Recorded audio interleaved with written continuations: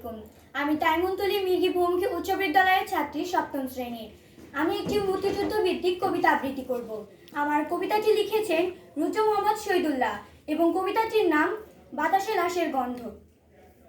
আজও আমি বাতাসে লাশের গন্ধ পাই, আজও আমি মাটিতে মৃত্যুর নগ্ন নৃত্য দেখি, ধর্ষিতার কাতর চিৎকার শুনি আজও আমি তন্দ্রার ভিতরে।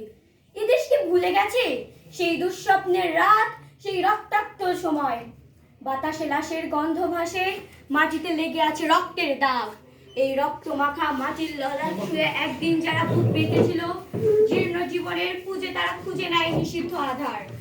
আজ তার আলোহীন খাঁচা ভালোবেসে জেগে থাকে রাত্রির গুহায়। এ যেন নষ্ট জন্মের লজ্জায় আড়ষ্ট কুমারী জননী।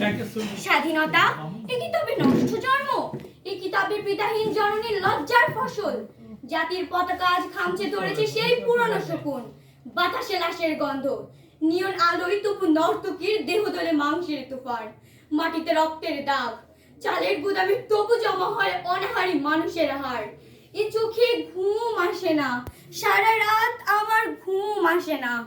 তন্দ্রার ভেতরে আমি শুনি ধর্ষিতার করুণ চিৎকার, নদীতে পানার মতন ভেসে থাকা মানুষের পচা লাশ। মুন্ডহীন বালিকার কুকুরে খাওয়া বিভৎস শরীর ভেসে ওঠে চোখের ভেতরে। আমি ঘুমাতে পারি না, আমি ঘুমাতে পারি না।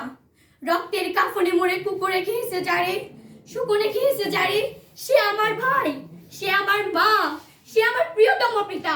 স্বাধীনতা সে আমার স্বজন, হারিয়ে পাওয়া একমাত্র স্বজন। স্বাধীনতা সে আমার প্রিয় মানুষের রক্তে কেনা অমূল্য ফসল। ধর্ষিতা বোনের শাড়ি ওই আমার রক্তাক্ত জাতির পতাকা, ধর্ষিতা বোনের শাড়ি ওই আমার রক্তাক্ত জাতির পতাকা। আসসালামু আলাইকুম, সবাইকে ধন্যবাদ। আমার অনেক